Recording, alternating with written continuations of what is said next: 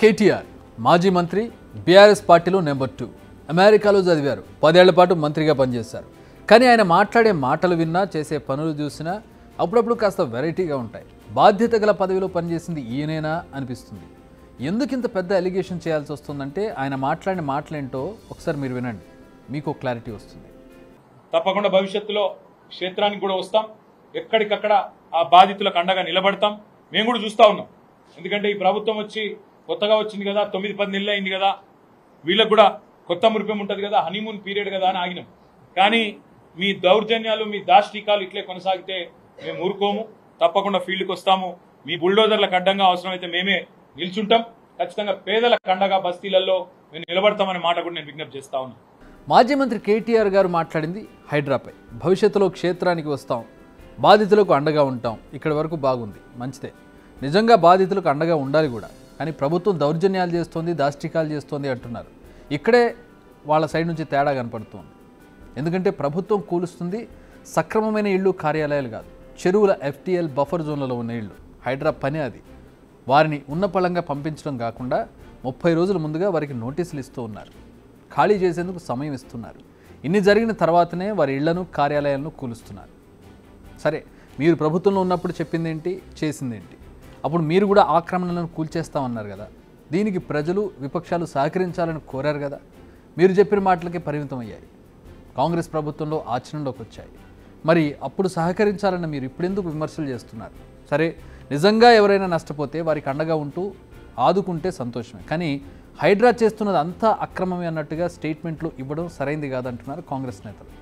కేటీఆర్ పదే అంటూ ఉన్నారు హైడ్రా పేరుతో హైడ్రామా చేస్తున్నారు పేదల ఇల్లు కూలుస్తున్నారని పెద్దల ఇళ్ల జోలికి వెళ్లడం లేదని మెయిన్గా దుర్గం చెరువు పరిధిలోని ఇళ్ల గురించి ప్రస్తావిస్తున్నారు ఆయన కూల్చివేతల విషయంలో హైడ్రా పద్ధతి ప్రకారం వెళ్తుంది యాక్టివ్ లెగ్స్పై ఫస్ట్ ఫోకస్ చేస్తోంది ఈ లెక్కన చూసుకుంటే దుర్గం చెరువు యాక్టివ్ పరిధిలో లేదని చెప్పాలి ఎందుకంటే దుర్గం చెరువు పరిధి ఇంతే అని చెబుతూ నోటిఫై చేసింది మీరే దాని చుట్టూ ఓ గట్టును కట్టారు ఓ వాకింగ్ ట్రాక్ ఏర్పాటు చేశారు ఓ అందమైన పార్క్ నిర్మించింది కూడా మీ హయాంలోనే ఇవన్నీ మీకు తెలియని కాదు కానీ కేవలం రాజకీయం చేయాలి కాబట్టి పదే దుర్గం చెరువు అంశాన్ని తెర మీదకు తీసుకొస్తున్నారు ప్రభుత్వంపై బురద జల్లే ప్రయత్నం చేస్తున్నారని కాంగ్రెస్ నేతలు అంటున్నారు తప్పకుండా హైడ్రా బాధితులందరికీ న్యాయపరంగా మేము మా పార్టీ తరఫున మా న్యాయ విభాగం మా లీగల్ సెల్లు అండగా ఉంటుంది ఎవరికి ఏ ఇబ్బంది ఉన్నా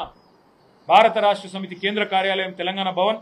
బంజారా హిల్స్ రోడ్ నెంబర్ 10-12 మధ్యలో ఉంటుంది ఆడికి రండి తప్పకుండా మీకు మా న్యాయ విభాగం అండగా ఉంటుంది లేదా మీ గౌరవ శాసనసభ్యులు గౌరవ కార్పొరేటర్లు అందరూ బీఆర్ఎస్లో ఉన్నారు హైదరాబాద్లో వారిని సంప్రదించండి తప్పకుండా మీకు న్యాయపరంగా మేము అండగా నిలబడతాం చట్టాన్ని న్యాయాన్ని గౌరవించాలని ప్రభుత్వానికి న్యాయస్థానం ద్వారానే చెప్పిస్తామనే మాట కూడా నేను విజ్ఞప్తి చేస్తా ఉన్నాను ఇలా మాట్లాడడం బాగుంది మానవత్వం కోణంలో చూస్తే ఇది మంచి నిర్ణయమే కానీ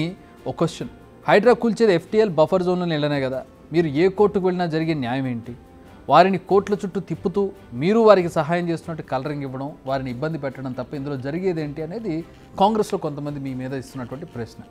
మీకు పొలిటికల్ మైలేజ్ తప్ప బాధితులకు జరిగే న్యాయం ఏమైనా ఉంటుందా రాజకీయంగా ఏదో ఒక ప్రచారం జరుగుతుంది తప్పితే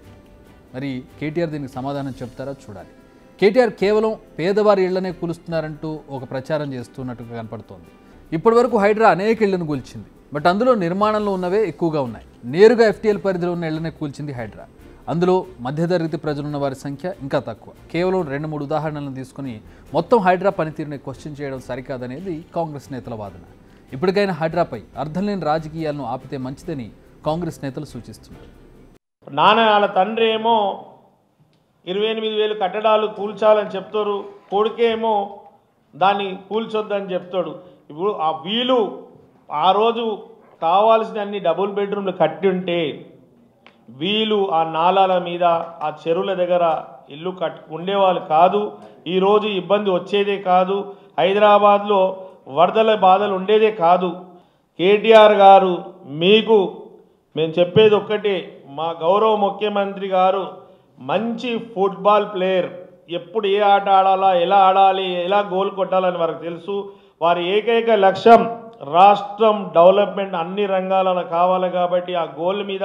మంచి ఆటలు ఆడతారు మీరు ఎన్ని నాటకాలు చేసినా ఎన్ని డ్రామాలు చేసినా కూడా మా డెవలప్మెంట్ మీద మా దృష్టి ఉంటుంది. మా దృష్టిని కన్ఫ్యూజ్ చేయాలని చూస్తే మీకే నష్టమవుతుందని మీ కేటీఆర్ గారికి హెచ్చరిస్తున్నాను.